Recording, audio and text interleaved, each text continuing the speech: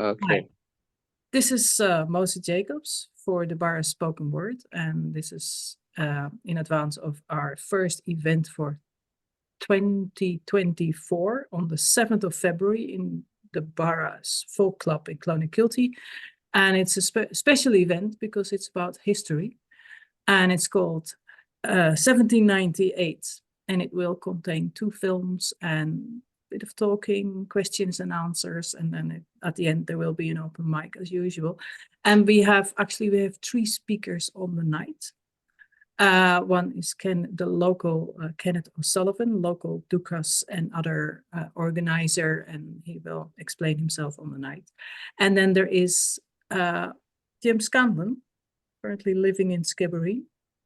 Could you introduce yourself briefly to our audience? My name is Jim Scanlan. I am Irish, despite the way my accent sounds. I was born in County Cork, but I was raised in the northeast of England from the age of 7, hence my accent is a bit of a mixture. I can't really call myself a historian, but I've always loved history. I can't say that I'm a professional filmmaker, but I've always loved films. And in England, at school, my favorite subject was history, and you don't get much, or didn't get much Irish history in England that time anyway. But me being Irish, with Irish parents, and always in the Irish community, there was music and song. And I was very interested in finding out about Irish history. Now, a lot of Irish songs, at least then, dealt with events in Irish history, like the lovely song Bull of Oak and that. Granted, it's a romanticized view of history, but at least it gave me a view. And I did decide then I wanted to find out the real stories behind these lovely songs. And I decided to visit Wexford because one of the songs, Bull of O, which is a lovely song, my father used to sing it to my mother. So I became fascinated with the story behind the song. And I ended up in Enniscorthy, where most of that story takes place. And I didn't know where, I knew about the places, but I didn't know where they were. So I was on a tour, and I asked the driver, was there a local tour guide? And fortunately, he put me on to Kathy. If you remember, Kathy, you came to Tracy's Hotel to meet me. And we had a great old chat. And Kathy said, well, would you like to go up onto Vinegar Hill tonight? And I thought, oh, great. So I said, Kathy, she had her own taxi service and tour thing then. I said, I want to hire you tomorrow for certain historical sites. And we went the next day, and we found we had a mutual interest in those sites. Would you like to take it from there, Kathy, when we first met? Yes. So my name is Kathy Keane. I'm originally from Galway city centre, and I have been living in Wexford now for since about 2008. And when I arrived in Wexford, in Enniscorthy, I couldn't believe how pretty it was and how historic it was, and that I'd never been there pretty much before I moved there. And after a while, I started a taxi business, but I couldn't get over the amount of history that was there, and that not a lot of people visited for history. And I decided one day, I saw a lot of people walking around the town of Enniscorthy, as I used to call them, chimney gazing, looking up at them. And I thought to myself, if somebody put together a little tour of the town, couldn't I put them on my bus and take them around? And basically that's what I did. I went off and I learned all my history of Enniscorthy as a blow-in. And I put together a bus tour, and locals didn't believe me, but it took 2.5 hours to do a bus tour of Enniscorthy town, because of course it included Vinegar Hill. And I would go to the hotel and ask the visitors there that came off the tour buses when they had a day off, and the hotel then got my name, and from that then they were able to give my name and my number to Jim. And on that fateful day many years ago, Jim and I met, and we've been friends in film and history ever since. Great, thank you both. Sorry for sneezing. I don't know where that came from. Could you, for those of us who don't know, could you tell us what is Vinegar Hill and what is its significance? I think Kathy would be better for that. You've tours up there, yeah. So Vinegar Hill is the site of one of the most important battles ever fought on Irish soil, and it was one of the last big battles fought on Irish soil. And it was part of the 1798 rebellion, which took place in the summer of 1798. And it's, would you believe, almost 30,000 people died in a few months during that time. A lot of it was centred in County Wexford, Kildare, and other counties, including Cork, as Jim will tell you about. And so this site, which, like I said, is called Vinegar Hill. The name originated during the rebellion because it was known as Cnoc Fui na Guir, the hill of the wild berries, and it's believed that the locals who made camp there, up to about 15,000 of them during the rebellion, they were eating the berries there, and it became known as the hill of the wild berries. So hence, if you said Cnoc Fui na Guir very fast, you ended up with Vinegar Hill. So it's located just above the town, and thankfully today a lot of it is still intact. Okay, great, thank you. Because I mean, the film that we could say that you're involved in the films, but you do camera work, I think. Is that correct? Yes, that is correct. Yes, so I had always an interest in photography and filming, and then when I came to the town, I became aware of a group called the Re-enactment. There was an Enniscorthy historical re-enactment group, and they are a multi-period organization, and they take part in events mainly Viking, Normans, 1798, 1916, and the War of Independence costumes. And they visit a lot of places around Ireland, and I have the luxury of driving them. I have the luxury of filming them, and sometimes the luxury of asking them to leave the pub. They're a great bunch of people, and so it was an ideal opportunity for me to learn history with them, because most of them are very knowledgeable on history. I got a chance to visit other places in Ireland, and I had the opportunity then to practice my filming skills. So as a result, when they went to different events, I recorded it for them, and then I had all this footage of the events, and I had them sort of in the can, and then they sat on my computer for a long time.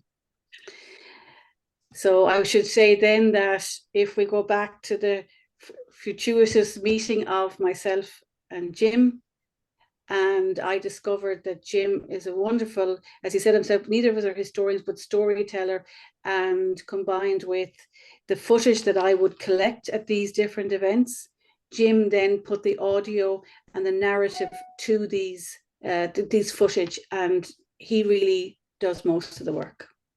Well, thank you. Well, you're both very complimentary. I wouldn't be able to do anything for Onik, but if it wasn't for Kathy's footage, we wouldn't even be doing this. Okay, it sounds like a perfect collaboration. So, Jim, can you tell us a little bit of what you've done? Yeah. Oh, by the way, Kathy brought the group down here to Kilmichael, so they have been down here in Cork as well. Okay. You know the thing. Sorry, you filmed in Kilmichael as well? Kathy brought a group down to Kilmichael. Yeah, I've actually done a poem about Kilmichael, and I'm going to add some footage to it, but that's kind of a project in the process at the moment. When I got interested in 1798, I got interested in all aspects of it, and I started reading old books and documents from the time and became more fascinated. But then I realized there was a lot of women involved in 1798 in heroic roles, and history doesn't cover that very much. So with Kathy's help, we dug deeper into it. And there was Molly Doyle. She was at the Battle of New Ross, and it was fighting in narrow streets, and there were killing zones. The rebels lost the battle, but not through lack of courage. But Molly used to run out, she was only a young girl, used to run out into the open and snatch the ammunition pouches off the soldiers and throw them back to the rebels. Sadly, when the rebels retreated from New Ross, they were using a house for their wounded, and Molly was looking after the wounded, and the the Crown forces set it on fire, and sadly Molly burned to death with the wounded. There's another woman called Mary Dolan, I think. I've got some names here. Molly Weston. She is supposed to have killed 5 redcoats, but I had only 1 redcoat on the day, so I had her killing him twice. He was quite amenable for it, you know, as things. So there was a shortage of redcoats that day. But a lot of the reenactors are actually women as well.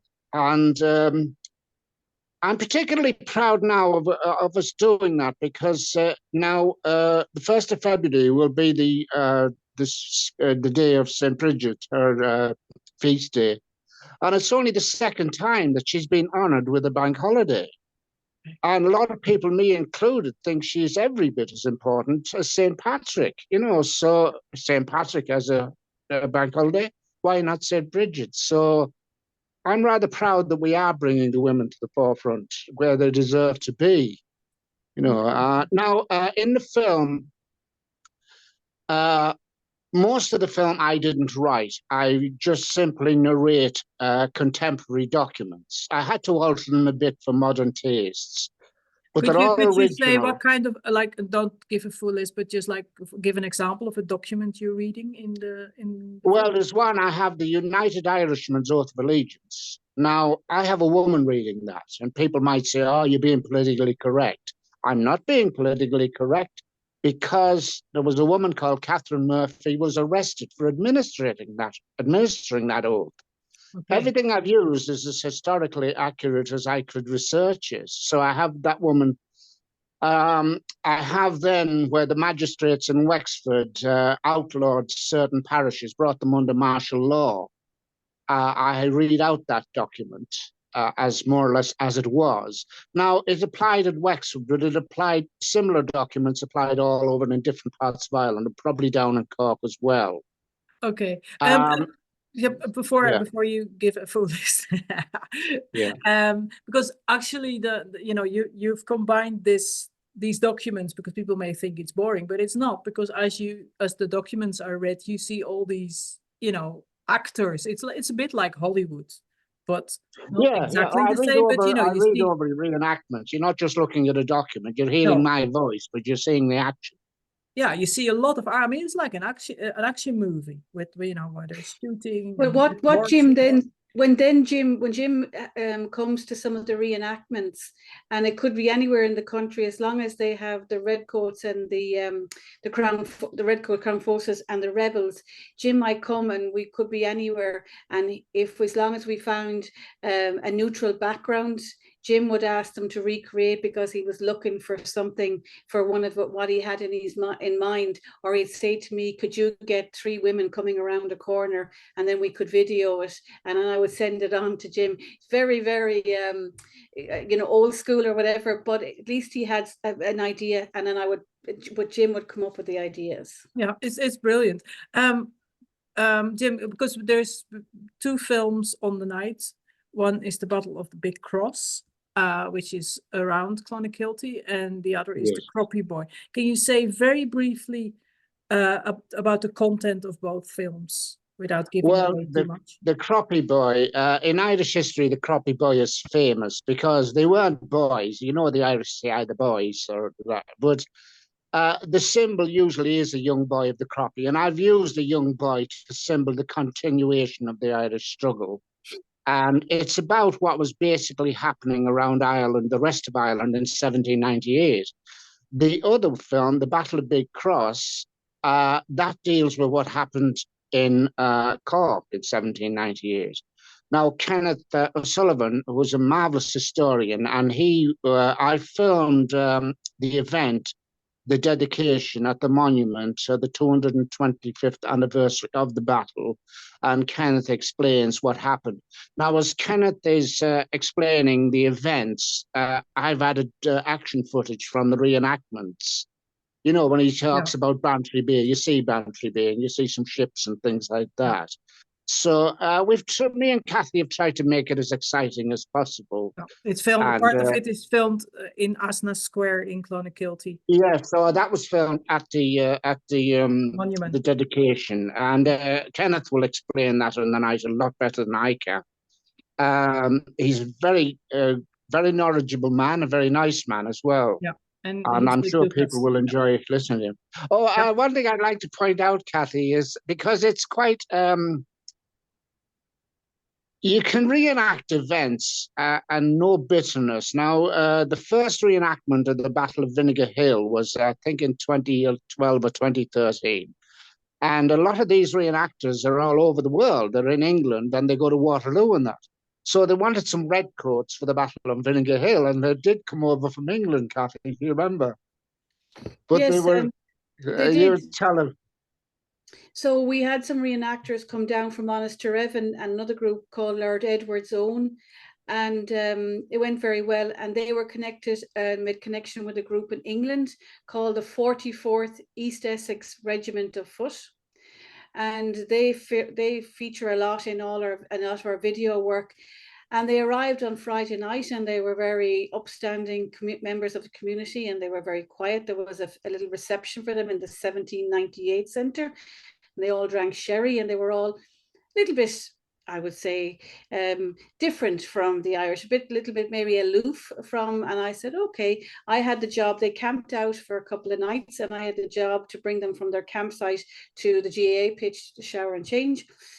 And that was Friday, that was Saturday and Sunday. And on Sunday evening after the battle, I met a bunch of people that I didn't recognize. And I said, lads, what happened to these quiet people that arrived on Friday night? And they said, when they were coming to Ireland, to Wexford, they were so worried because it was the first time they'd come someplace where they were the enemy. And they said they couldn't believe how nice the people had been to them. And they were maniacs while they were leaving on Monday morning. They have struck up such great friendships with people in the town. And there's an amazing story emerged from that's personal to me. But and included in that was those gentlemen that came over, and ladies have come back numerous times. So the Re-enactment Society is non-political, non-sectarian. It's just a bunch of guys and girls who take part in historic events. Thank you very much. We'll see you on the 7th of February. And if anyone comes up with questions, we'll be happy to answer them. Happy on the night. Okay. Thank you so much. Thank you very much.